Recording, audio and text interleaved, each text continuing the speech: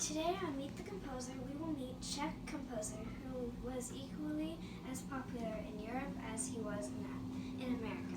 He made a major contribution to classical music during the second half of the 19th century, with noteworthy projects and works such as the New World Symphony. Without further ado, please welcome to the stage the great Anton Dvorak. Wow! Thank you for the wonderful welcome.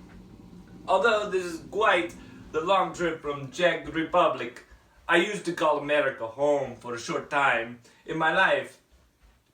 The Czech Republic is also known by the short name Czechia, which I think some of you have learned on your maps recently. Am I right?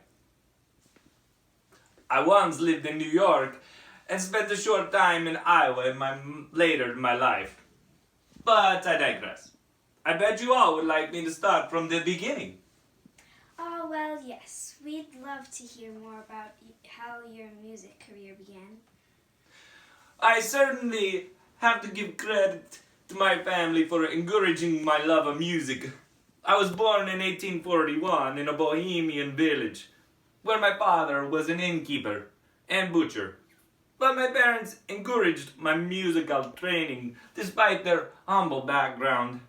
Around age 6, if I recall correctly, I studied how to play the viola and piano. By the time I was 18, I knew I already wanted to be a full-time musician. But sadly, many of my first compositions were overlooked by my contemporaries. But I hear another famous composer took note of your work, which jump-started your career. Tell us more about that. Yes, that was a fortunate turn of events story.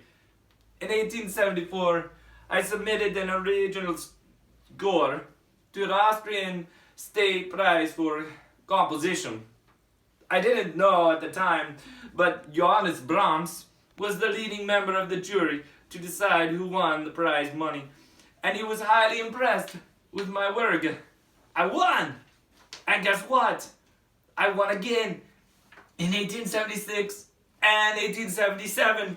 I mean, I don't like to brag, but people really started to take notice of my work after that.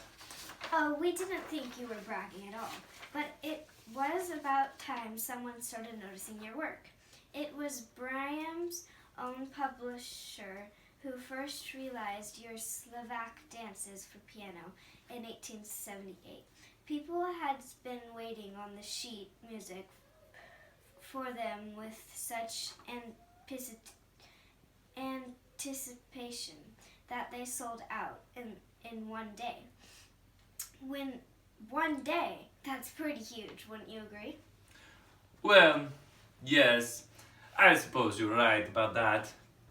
From that time on, people all over the world were talking about my compositions. That's kind of hard to believe, honestly. I traveled quite a bit, but after I got married and had children, I really started to getting homesick since my wife and 6 children stayed back home during my travels to America. I left the United States and returned to Bohemia in 1895.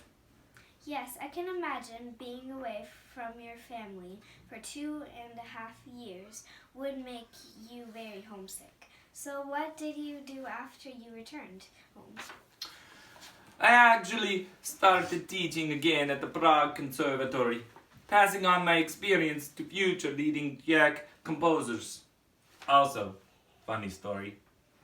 In an effort to help calm the Czech speakers in Austria, who were very upset over the banning of their language, I was appointed a member of the Austrian Senate. I came for the first day in 1901, accepted my honor, stole all the pencils off of my desk because they were perfect for composing. Then I never came back. Mr. Dvorak, did anybody ever tell you it's not okay to steal? Yes, and my guilt has been haunting me for 100+ years.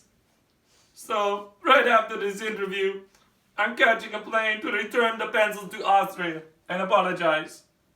Wait, you guys still use pencils to this century, right? Okay, good. You never know these days. Well, that's very honorable of you.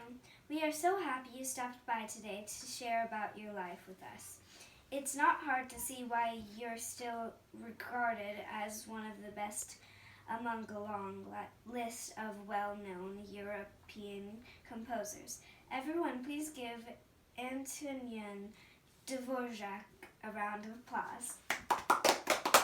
Thank you.